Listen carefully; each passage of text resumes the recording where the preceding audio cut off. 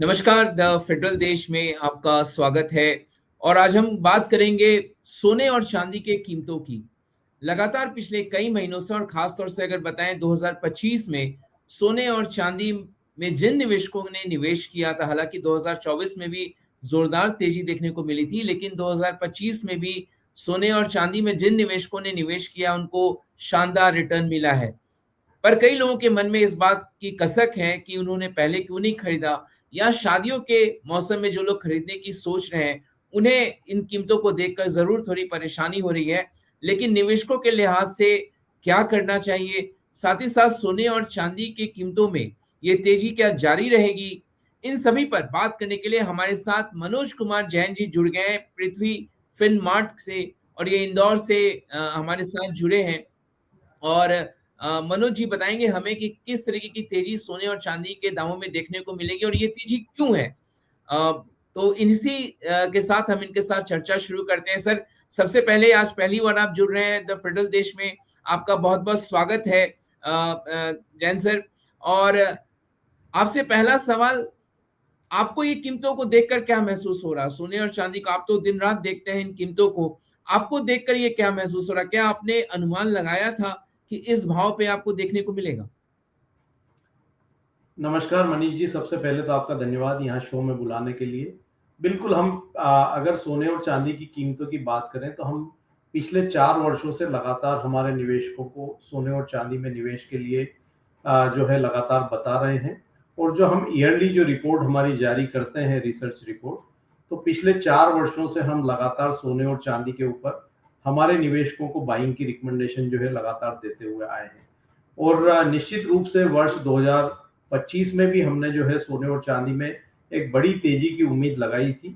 और दीपावली तक जो हमने सोने में जो लक्ष्य रखे थे वो 90,000 तक के रखे थे, जो हमने बाद में रिवाइज करके उसको 1,17,000 और 1,21,000 तक के किए हैं। वहीं चांदी में हमने जो प्रीवियस जो लक्ष्य रखे थे, पिछली दिवाली पे जब रिपोर्ट निकाली थी तब 1,20,000 के हमने लक्ष्य रखे थे, और उनको हमने बाद में जो है फर्दर रिवाइज जो है 1,50,000 से 1,55,000 तक किया है। तो बिल्कुल यह उम्मीद के मुताबिक ही जो तेजी है वो सोने और चांदी में देखने को मिल रही है। और हमारे निवेशकों को हम लगातार यहाँ पे जो है बताते आए हैं हमारे रिसर्च रिपोर्ट के माध्यम से कि आपको सोने और चांदी में क्यों निवेश करना चाहिए और वहां पे क्या निवेश का पोटेंशियल जो है आने वाले समय में नजर आता है।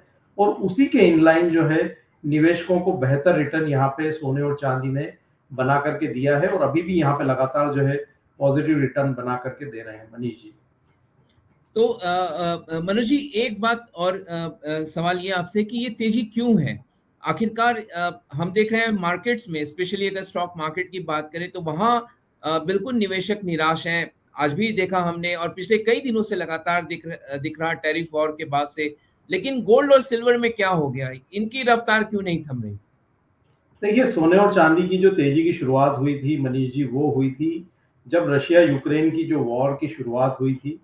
वहां से हमने सोने और चांदी की तेजी की शुरुआत होते हुए देखी थी। और उसके बाद यहाँ पे काफी सारे जो फंडामेंटल्स हैं वो यहाँ पे एड ऑन होते गए, इसलिए हम देख रहे हैं कि लगातार जो फर्म ट्रेंड है वो सोने और चांदी में बना हुआ है। रशिया और यूक्रेन का जब वॉर का शुरुआत हुआ था तो उस समय ये अनुमान लगाया जा रहा था कि ये वॉर 1 महीने से ज्यादा चलेगी नहीं, लेकिन अभी हम देख रहे हैं कि 3 वर्ष से भी अधिक का समय गुजर चुका है। और अभी भी यहाँ पे जो वॉर है वो दोनों देशों के बीच में जारी है। और अब हम देख रहे हैं कि यहाँ पे नेटो जो नेशंस है उनका भी इन्वॉल्वमेंट जो है इस वॉर में देखने को मिल रहा है। रशिया और यूक्रेन के वॉर की शुरुआत के बाद हमने पहली बार देखा कि जो रशिया के जो फॉरेन असेट्स थे उसको यहाँ पे वेस्टर्न कंट्रीज के द्वारा सीज किया गया। उसके बाद से यहाँ पे दुनिया भर के देशों में ये एक अनिश्चितता का माहौल बनता हुआ नजर आया कि कभी भी यहाँ पे अगर दुनिया में वॉर लाइक सिचुएशन होती है और अगर उनके फॉरेन असेट्स किसी दूसरे देश के द्वारा सीज किए जाते हैं तो उनके जो रिजर्व है वो वहां पे खत्म हो सकते हैं। तो इसको दृष्टिगत रखते हुए हमने देखा कि जो दुनिया भर के जो सेंट्रल बैंक्स है उन्होंने अपने रिजर्व्स को यहाँ पे सोने की ओर मोड़ने की शुरुआत की। और हम देख रहे हैं कि जो ग्लोबल सेंट्रल बैंक से पिछले 3 साढ़े 3 वर्षों से लगातार सोने की बाइंग कर रहे हैं। काफी सारे जो बैंक है वो सिल्वर में भी अपना निवेश बढ़ा रहे हैं। और उसके बाद हमने इस ट्रेंड को और भी फर्म होते हुए देखा जब यूएस में प्रेसिडेंशियल इलेक्शन में डोनाल्ड ट्रंप की यहाँ पे विक्ट्री हुई और वो सेकेंड टर्म वहाँ पे इलेक्ट होकर के आए, उसके बाद से हमने देखा कि जिस तरह से उनके जो पॉलिसीज जो है देखने को मिली है, उससे जो अनिश्चितता का माहौल है वो और भी बढ़ता हुआ नजर आया। तो वो यहाँ पे सेफ हेवन जो बाइंग है सोने और चांदी की, उसको लगातार सपोर्ट करता हुआ नजर आया। तो यहाँ पे मेनली हम देख रहे हैं कि जो ग्लोबल अनसर्टेनिटी और जियोपॉलिटिकल टेंशन, ये दो बड़े कारण हैं जो सोने और चांदी की कीमतों को लगातार सपोर्ट कर रहे हैं। मनीष जी, तो सर एक सवाल ये कि क्या अभी भी अगर सेंट्रल बैंक्स बाइंग कर रहे हैं, जो पिछले कई सालों में इवन आरबीआई ने भी बहुत ज्यादा बाइंग किया, चाइना सबसे इस रेस में सबसे पहले नंबर पर है, इस समय क्या सेंट्रल बैंक भी बाइंग कर रहे हैं और क्या कोई और लोग भी बाइंग कर रहे हैं, क्योंकि एक अनप्रेसिडेंट प्राइस मूवमेंट देखने को मिल रहा, तो कौन लोग इस समय बाइंग कर रहे हैं जिसके कारण इतना ज्यादा तेज मूवमेंट दोनों कमोडिटी में देखने को मिल रहा? देखिए यहाँ पे सेंट्रल बैंक्स की बाइंग के साथ ही हम देख रहे हैं कि जो ग्लोबल ईटीएफ्स है, उनकी भी यहाँ पे जो बाइंग है वो सोने और चांदी में देखने को मिल रही है। जिस तरह से हम देख रहे हैं कि जो ग्लोबल इकोनॉमी वो स्ट्रेस में है और यहाँ पे जो ग्लोबल इकोनॉमिक ग्रोथ के जो प्रोस्पेक्ट है वो भी वीक होते हुए नजर आए हैं। जिस तरह से जो यूएस की जो पॉलिसीज है वो वोलेटाइल रही है, तो उसको देखते हुए यहाँ पे जो ईटीएफ्स है उनकी लगातार बाइंग हो रही है। इसके साथ ही हम देख रहे हैं कि यहाँ पे भारतीय बाजारों में भी इक्विटी मार्केट में पिछले 1 वर्षों से निवेशकों को कोई रिटर्न मिला नहीं है। तो अब जो रिटेल निवेशक और जो एचएनआई इन्वेस्टर्स हैं, वो भी यहाँ पे सेफ हेवन के तौर पे सोने और चांदी में अपने निवेश को बढ़ा रहे हैं। चांदी की अगर मैं बात करूं तो वहां पे इंडस्ट्रियल डिमांड जो है वो काफी बेहतर होती हुई नजर आई है और पिछले 4 वर्षों से जो मेटल है सिल्वर, वो यहाँ पे लगातार डेफिसिट में है। तो फिजिकल डिमांड, उसके साथ में ग्लोबल सेंट्रल बैंक्स की बाइंग, उसके साथ में ईटीएफ की बाइंग और अब यहाँ पे जो रिटेल और एचएनआई निवेशक वो भी यहाँ पे बाइंग जो है कर रहे हैं। तो ये तमाम कारणों के चलते हम देख रहे हैं कि जो फर्म ट्रेंड है सोने और चांदी का वो बना हुआ है। मनीष जी, तो सर आप अपने निवेशकों को क्या सलाह दे रहे हैं इस समय? क्या इस लेवल पे, जब आप इस प्राइस चार्ट को देख रहे हैं दोनों ही गोल्ड और सिल्वर की, तो इस लेवल पे बाइंग उनको करना चाहिए, यहाँ कुछ फिर सावधानी उनको बरतनी चाहिए? देखिए यहाँ पे इसको कैटेगराइज करना पड़ेगा। पहली चीज, अगर आप लंबी अवधि के निवेशक हैं तो बिल्कुल इस रेट पे भी आपको बाय करना चाहिए और आपको एसआईपी के रूप में निवेश करना चाहिए, ताकि एक निश्चित अमाउंट, एक निश्चित डेट को आप लगातार निवेश करते हैं, जैसा कि आप म्यूचुअल फंड या और भी जो दूसरे असेट क्लास में निवेश करते हैं, उस प्रकार से आप सोने और चांदी में भी एक एसआईपी के रूप में निवेश की शुरुआत करिए। लंबी अवधि में सोने और चांदी दोनों का ही ट्रेंड जो है वो पॉजिटिव ही रहा है। और इवन अगर हम पिछले एक डिकेड की बात करें मनीष जी, तो यहाँ पे सोने ने not one decade but almost from last 25 years जो ईयर ऑन ईयर रिटर्न हम देखेंगे तो गोल्ड ने पूरे असेट क्लास को बीट किया है। तो लंबी अवधि में सोना चांदी हमेशा निवेशकों को पॉजिटिव रिटर्न बना करके देते आए हैं। तो अगर आप लंबी अवधि के निवेशक हैं तो एसआईपी के रूप में निवेश की शुरुआत करिए।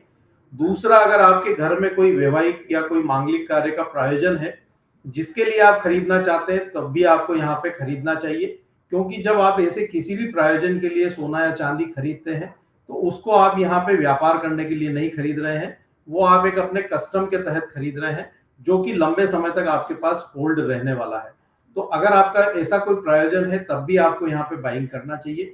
तीसरी चीज, यहाँ पे अगर आप कोई ट्रेडर है और ट्रेडिंग के लिहाज से कोई भी बाइंग या सेलिंग की पोजीशन बना रहे हैं, तो उसमें आप जो भी अपनी पोजीशन लेते हैं उसको आप स्टॉप लॉस के साथ ट्रेड करिए, लेकिन किसी भी रूप में यहाँ पे अभी वर्तमान परिदृश्य में भी, क्योंकि हम देख रहे हैं कि जो ग्लोबल जो फंडामेंटल्स है दोनों ही मेटल्स के काफी पॉजिटिव है, तो शॉर्ट सेल आप कतई ना करें, शॉर्ट सेल से बचना चाहिए। और आप जो भी बाइंग की पोजीशन यहाँ मार्केट में बना रहे हैं और अगर आप ट्रेडिंग के लिए ऐसी कोई पोजीशन ले रहे हैं तो उसमें स्टॉप लॉस के साथ में आपको पोजीशन लेना चाहिए। मनीष, तो सर गोल्ड को लेकर, क्योंकि मैं अभी हाल फिलहाल में क्रिस वुड का एक इंटरव्यू पढ़ रहा था, जब 36-3700 आउंस पे गोल्ड ट्रेड कर रहा था और उन्होंने कहा कि ये 6600 के करीब जाएगा। क्या वाकई में कुछ वर्षों में ये 6600 या उसके लेवल आप लोग भी देख रहे हैं? आप लोगों ने तो बहुत लंबे से सोने के मूवमेंट को ट्रैक किया है। मुझे भी जहां तक सर याद आता है, 15-16 साल पहले जब हमारी शादी हुई थी तो उस समय शायद 9000 के आसपास ट्रेड कर रहा था। तो इस समय देख के हैरानी होती है कि गोल्ड इस लेवल पे जा पहुंचा। तो आप लोगों का क्या अनुमान है गोल्ड को लेकर स्पेशली? देखिए अभी जो मेरी रिसर्च के हिसाब से जो मेरे लक्ष्य है गोल्ड में, यहाँ पे मेरा मानना है कि 2027 में गोल्ड इंटरनेशनल मार्केट में $4,890 और उस लिहाज से भारतीय बाजारों में 1,45,000 से 1,50,000 तक के स्तर जो है वो दिखा सकता है। नीचे में अब हमारा मानना है कि डाउन साइड जो है वो यहाँ पे प्रोटेक्ट रहेगी और लंबी अवधि में यहाँ पे $3,450 सोने के लिए अब काफी मजबूत सपोर्ट जो है इंटरनेशनल मार्केट में रहेंगे। उस लिहाज से भारतीय बाजारों में जो लंबी अवधि का जो सपोर्ट लेवल है वो 1,04,000 के आसपास रहेगा। वहीं अगर मैं छोटी अवधि की बात करूं तो यहाँ पे $3,720 जो है वो छोटी अवधि में कॉमेक्स जो वायदा है दिसंबर का वहां पे सपोर्ट्स रहेंगे और भारतीय बाजारों में हमारा मानना है कि 1,10,666 का जो स्तर है वो यहाँ पे एक मजबूत सपोर्ट का काम करेगा। वहीं अगर मैं चांदी की बात करूं तो इंटरनेशनल मार्केट में चांदी ने वर्ष 2011 और 1978 में जो अपने प्रीवियस हाई बनाए थे वहां तक भी अभी चांदी इंटरनेशनल मार्केट में पहुंची नहीं है। उससे भी अभी हम देख रहे हैं कि लगभग 2.5 से $3 जो है कीमतें नीचे है। अभी हम $47 के ऊपर यहाँ पे कॉमेक्स को ट्रेड होते हुए देख रहे हैं। तो जब चांदी 2011 और 1978 के अपने हाईज को टेस्ट करेगी तो वो लगभग $50 के आसपास रहेगी। उस लिहाज से भारतीय बाजारों में जो स्तर आएंगे वो कहीं भी 1,50,000 से 55,000 के बीच में आएंगे। हमारा मानना है कि यहाँ पे जब मल्टी डिकेड का ब्रेकआउट इंटरनेशनल मार्केट में चांदी की कीमतों में देखने को मिलेगा तो फिर चांदी भी यहाँ वर्ष 2027 तक $65 तक इंटरनेशनल मार्केट में जा सकती है। उस लिहाज से भारतीय बाजारों में 2 लाख रुपए तक चांदी की कीमतें पहुंचने की संभावनाएं लगती है। अब अगर मैं डाउन साइड की बात करूं तो इंटरनेशनल मार्केट में जो छोटी अवधि में इसका सपोर्ट रहेगा वो $44.4 का रहेगा। उस लिहाज से भारतीय बाजारों में लगभग 1,30,000 इसका इमीडिएट जो है सपोर्ट रहेगा। वहीं अगर हम लंबी अवधि की बात करें तो $41.40 जो है लंबी अवधि में इसका एक मजबूत सपोर्ट जो है वो देखने को मिलेगा और उस लिहाज से भारतीय बाजारों में लगभग 1,18,000 जो है इसका एक स्ट्रॉन्ग सपोर्ट रहेगा। तो ऐसे निवेशक जो छोटी या लंबी अवधि के लिए पोजीशन बना रहे हैं तो ये सपोर्ट लेवल्स का उनको ध्यान रखना चाहिए और हमारा मानना है कि वर्ष 2027 तक सोना भारतीय बाजारों में लगभग 1,50,000 और चांदी की कीमतें लगभग 2 लाख तक के स्तर को जो है टेस्ट कर सकती है। मनीष जी। तो सर जैसे इक्विटी मार्केट में आप खुद ट्रैक कर रहे हैं इसको, इक्विटी मार्केट जहां निगेटिव रिटर्न स्टॉक्स दे रहे हैं, दिग्गज स्टॉक्स की मैं बात कर रहा हूँ, इंडेक्स की बात करें तो हार्डली 3%, 4% केवल 2025 में पिछले 9 महीने में रिटर्न जो है वो दिया है। क्या इक्विटी से भी पैसा आपको ऐसा महसूस हो रहा कि वो इन दोनों कम्युनिटी की तरफ मूव कर रहा, लोग पैसा निकाल के शायद वहां डाल रहे हैं अपना? अभी तक मनीष जी ये सेंटिमेंट देखने को मिला नहीं है, लेकिन इंटरनेशनल मार्केट में जरूर हम देख रहे हैं कि जो ईटीएफ की बाइंग है वो काफी मजबूत होती हुई नजर आई है। अगर भारत में भी अगर ये ट्रेंड थोड़ा भी चेंज होता है, मैं पूरी तरह से ट्रेंड चेंज करने की बात नहीं कर रहा हूं, लेकिन अगर ये ट्रेंड 10% भी चेंज होता है तो निश्चित रूप से एक बड़ी बढ़त जो है सोने और चांदी की कीमतों में देखने को मिल सकती है। क्योंकि हम देख रहे हैं कि भारत में एसआईपी के रूप में लगभग 40,000 करोड़ का जो निवेश है वो यहाँ पे लगातार आ रहा है। तो ऐसे में अगर साल का 5 लाख करोड़ का निवेश आता है, उसमें से अगर 10% अगर 50,000 करोड़ का निवेश भी सोने और चांदी के ईटीएफ में अगर आता है तो वो यहाँ पे इस तेजी को और भी मजबूती के साथ सपोर्ट कर सकता है। तो अभी भारत में उतनी बड़ी मात्रा में ये ट्रेंड देखने को नहीं मिला है। हाँ, यहाँ पे ईटीएफ में बाइंग हो रही है और मजबूत बाइंग हो रही है और हम देख रहे हैं कि भारत में भी जो ईटीएफ की होल्डिंग है वो रिकॉर्ड स्तर पर है। लेकिन अभी जो डाइवर्जेंस है इक्विटी से टुवर्ड्स कमोडिटी वो अभी इतनी बड़ी मात्रा में देखने को नहीं मिला है। लेकिन अगर 10% भी अगर यह होता है मूव ऐसा तो हमारा मानना है कि इस ट्रेंड को और भी फॉर्म करता हुआ नजर आएगा। तो सर आपसे एक जो दर्शक इस समय हमने देख रहे हैं उनको आपकी क्या सलाह होगी यहाँ से सोने और चांदी को लेकर? फेस्टिव सीजन नजदीक है, दिवाली धनतेरस नजदीक आ रहा, लोगों को थोड़ा देख के कीमतों देखकर कीमत जो है उसको देखकर परेशानी हो रही है कि इस लेवल पे खरीदे या ना खरीदे, उनको इस धनतेरस दिवाली पर आप क्या सलाह देंगे इस फेस्टिव सीजन में? देखिए मनीष जी, यहाँ पे भारत में जब कमोडिटी ट्रेडिंग की शुरुआत हुई थी वर्ष 2003 में और अभी हम 2025 में, पिछले 22 वर्षों से हम लगातार कमोडिटी मार्केट को ट्रेड कर रहे हैं और पिछले 22 वर्षों से मैं लगातार हमारे निवेशकों को कहता आया हूं कि every time is the right time to buy gold and silver. तो अभी भी मेरा यही स्टेटमेंट रहेगा कि this is the right time to invest in gold and silver. और आपके पास निवेश के काफी सारे विकल्प, अगर आप छोटे निवेशक हैं तो आप ईटीएफ के रूप में एक छोटे से छोटे अमाउंट से अपने निवेश की शुरुआत कर सकते हैं। जब भी आप यहाँ पे सोने और चांदी में निवेश करते हैं तो आपको लगता है कि भाव यहाँ पे काफी ज्यादा है, लेकिन उन्हीं भावों को जब आप अगले 3, 4 या 5 वर्षों बाद देखते हैं तो आपको लगता है कि नहीं, हमारा जो रणनीति था निवेश का वो बिल्कुल ठीक था। तो अगर आप लंबी अवधि के लिए निवेश की प्लानिंग कर रहे हैं तो निश्चित रूप से आपको सोने और चांदी में निवेश करना चाहिए और अपने पोर्टफोलियो में लगभग 15 से 20% जो अलोकेशन है वो गोल्ड और सिल्वर के रूप में रखें। इससे दो फायदे होंगे। एक तो आपका जो पोर्टफोलियो है वो डाइवर्सिफाई होगा, क्योंकि आप जब रिस्कियर असेट में पैसा लगाते हैं और उसके साथ में अगर आप सेफ हेवन असेट को भी अपने पोर्टफोलियो में रखते हैं तो किसी भी एडवर्स टाइम में अगर रिस्कियर असेट आपको पैसा नहीं देता है तो वहां पे सेफ हेवन में पैसा बनता है। और लंबी अवधि में सेफ हेवन हमेशा आप देखेंगे कि वो इन्फ्लेशन को बीट करता है।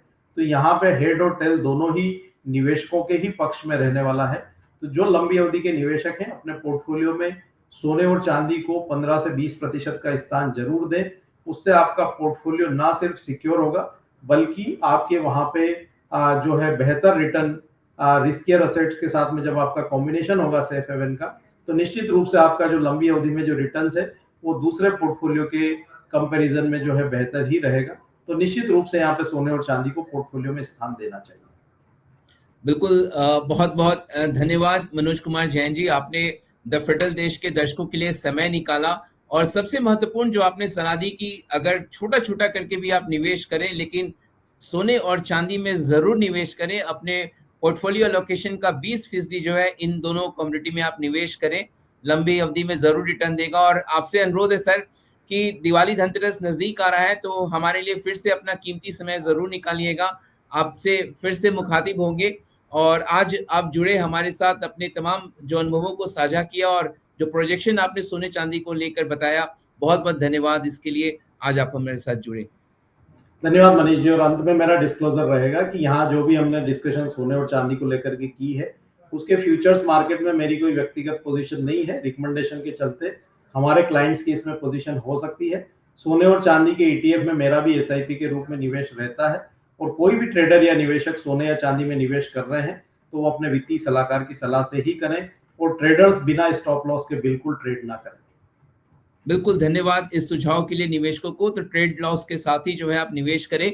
और बहुत बहुत शुक्रिया सर जुड़ने के लिए। और दर्शकों, आपसे अपील है कि अभी तक आपने तो फेडरल देश के यूट्यूब चैनल को सब्सक्राइब नहीं किया है तो जरूर सब्सक्राइब करें, हमारे वीडियोस को लाइक करें, शेयर करें। और ऐसे ही जानकारियां, ऐसे ही जो बातें हैं निवेश से जुड़ी हुई आपके समक्ष लेकर आएंगे। और ऐसे ही हमारे साथ दिग्गज जानकार बाजार के वो जुड़ेंगे और आपको बताएंगे कि आपको निवेश के मुतालिक भविष्य में क्या करना चाहिए। बहुत बहुत शुक्रिया सर इस चर्चा में जुड़ने के लिए।